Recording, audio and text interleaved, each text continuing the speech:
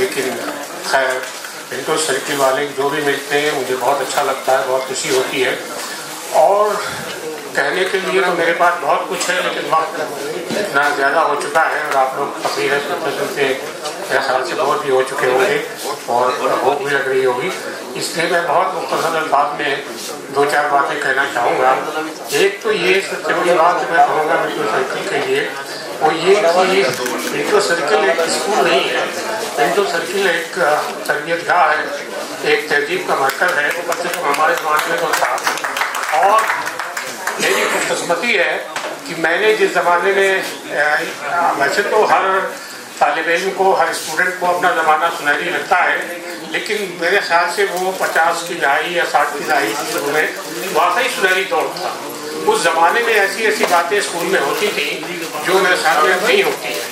पिछली बार भी मैंने जिक्र किया था कि हमारे ज़माने में सैयद मोहम्मद टोपी साहब हेडमास्टर थे, उन्होंने स्टूडेंट यूनियन को स्टूडेंट पार्लियामेंट की शक्ल दी और जाहिर अब नहीं रह गई होगी।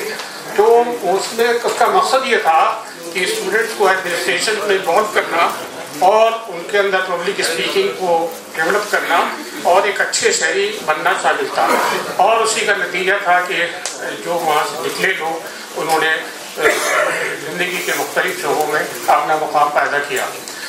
और उसके अलावा मैंने देखा उस ज़माने में एक हमारे यूनाइटेड नेशन जनरल असम्बली का एक सेशन हुआ करता था, जिसमें किसी इंटरनेशनल इश्यूज़ के ऊपर मुख्तलिफ मुल्कों के नुमाइंदे उसमें बढ़ के उसमें हिस्सा लेते। पर इंटरनेशनल इश्यूज़ पर उसमें हम लोग डिस्कशन करते थे और उससे हमारा जो मेंटल होराइजन था वो वाइडन होता था। और तीसरी चीज़ थी, एक वॉइस कोर्ट हुआ करता था जिसमें स्टूडेंट्स जज होते थे और वो जो डिसिप्लिन के मामले होते थे छोटे मोटे, उसके फैसले सुनाते थे। और तो मैं ये कह रहा हूँ कि और उस ज़माने में हमारे स्कूल में बड़े अच्छे अच्छे लोग भी आया करते थे। मिसाल के तौर पर मुझे याद है राजा महेंद्र प्रताप जो फ्रीडम फाइटर थे, वो तशरीफ आए। शाहनवाज खां उस ज़माने के लोकसभा के स्पीकर हमारी पार्लियामेंट की कार्रवाई देखने के लिए आए थे और बहुत इम्प्रेस हुए थे। और तलब महबूब जो गदर थे वो तशरीफ लाए थे, वो हमारे वो बॉय थे। तो ये हमारी, और एक और बहुत इम्पोर्टेंट चीज़ थी हमारे ज़माने में, वो ये थी कि हर क्लास बल्कि हर सेक्शन का एक अखबार निकलता था, कलमी अखबार होता था, बड़ा खूबसूरत, बड़ा रंगीन, और उसमें हम लोगों के कहानियाँ, नज़्मे, लतीफ़े, ये सारी चीज़ें उसमें शाये होती थी। और उसको देख के हम लोगों को इतनी खुशी होती थी जो बाद में बड़े बड़े जर्नल्स में छप के शायद नहीं होती है। तो ये सब बातें थी जो सब मिल के हमको पिंटो सर्किल का स्टूडेंट होने का के ऊपर हमें फ़ख्र होता था और आज भी फ़ख्र होता है। और मुझे बड़ी खुशी है कि दिल्ली के कुछ हमारे नौजवान दोस्तों ने इस इनिशिएटिव लिया और इस तरह की पिछले साल भी ऑर्गेनाइज की थी और इस साल भी ऑर्गेनाइज की है और आइंदा भी इंशाल्लाह होती रहेगी। तो ये बहुत ज़रूरी था। मुझे यही हैरत होती है कि इतनी देर में क्यों शुरू हुई, इसको और पहले होना चाहिए था। शायद देर आए दुरुस्त आए और मेरी नए ख्वाहिशात इसके साथ हैं। और एक बात जो मुझे बहुत अच्छी लगी वो ये कि आपने इसमें जो इस वक्त का प्रेजेंट स्कूल के बच्चे हैं हमारे पिंटो सर्किल जो इस वक्त हैं, उसको आपने उनसे कनेक्ट किया है, उनको इनकरेज किया है, वो ये चीज़ें दे के ट्रॉफी और वो। तो ये बहुत ज़रूरी था क्योंकि ये जो आज का बच्चा है वहाँ का जो इस वक्त पढ़ रहा है, उसके लिए बहुत ज़रूरी है कि हम लोग उनको इनकरेज करें और उनको जो भी उनकी फील्ड है उसमें। और जैसा कि मंजर साहब ने कहा कि पढ़ाई तो ठीक है, पढ़ाई तो बहुत इम्पोर्टेंट होती है, लेकिन उसके साथ दूसरी फील्ड में भी, मतलब स्पोर्ट्स में भी, जैसे इन्होंने कहा कि वाकई जो स्पोर्ट्स में जो बच्चे बहुत अचीव कर रहे हैं, डिस्टिंग्विश कर रहे हैं, उनको भी इंकरेज करने की ज़रूरत है। और इसी तरह से हमने स्कूल ने हमें बहुत कुछ दिया है, तो हमको ज़रूरत है कि हम स्कूल को भी दें कुछ। तो उसके लिए ये बहुत अच्छी बात है जो आप कर रहे हैं, इसमें और इजाफे की ज़रूरत है। हमको ये चाहिए कि मेरे सजेशन है, आप हो सके तो अमल करें। एक तो ये कि जो हमारे असातिज़ा थे बड़े काबिल लोग थे जिन्होंने हमको हमारे कैरेक्टर को बनाया, हमारी शख्सियत को बनाया। उसमें से रिटायर हो गए, मरहूम हो गए, लेकिन उनके नाम जिंदा हैं, उनकी यादें हमारे दिलों में जिंदा हैं।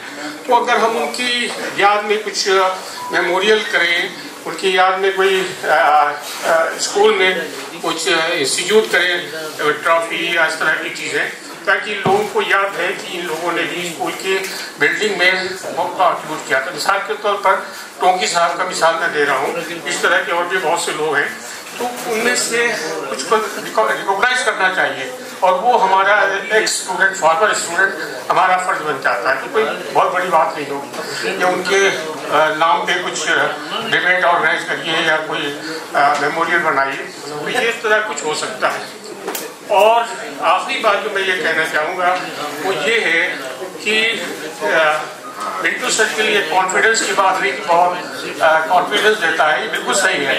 इसकी एक छोटी सी मिसाल मैं देता हूँ। आप सभी जावेद अख्तर से वाकिफ होंगे, तूती बोल रहा है। ये मिंटू सर में हमसे सीनियर 2-3 साल सीनियर थे, लेकिन थोड़े बहुत ताल्लुकात थे हमारे। तो अभी चंद साल पहले एक प्रोग्राम था जैसे सेक्टर में, जहाँ जावेद साहब को बोलना था, हम भी उसमें गए अटेंड करने के लिए।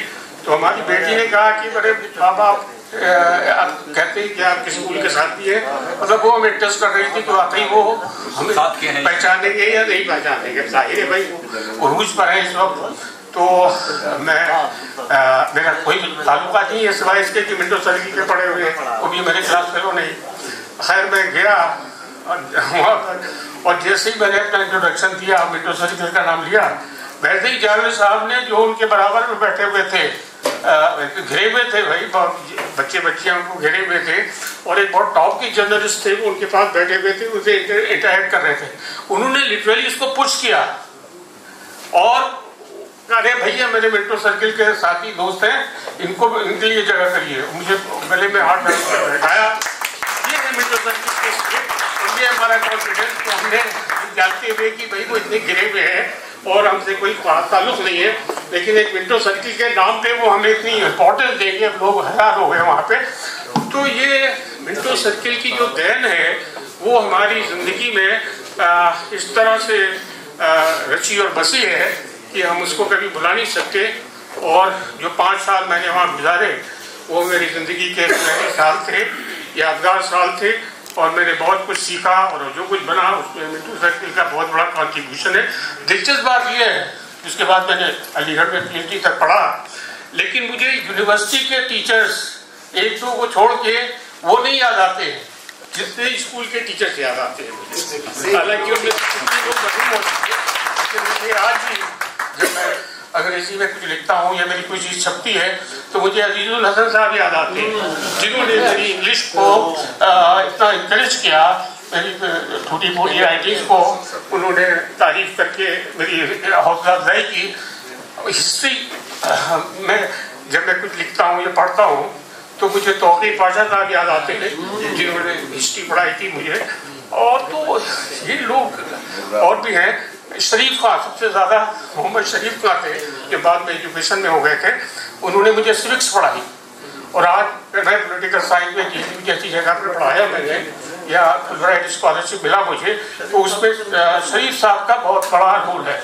उन्होंने मुझे इतना इनकरेज किया, मुझे इतना काबिलियत दी कि मैं काबिल हो सका।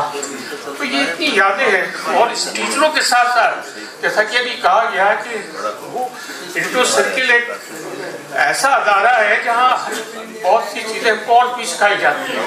वहाँ जो घंटा बजाता था, इसका नाम मुकंदीलाल था, तो वो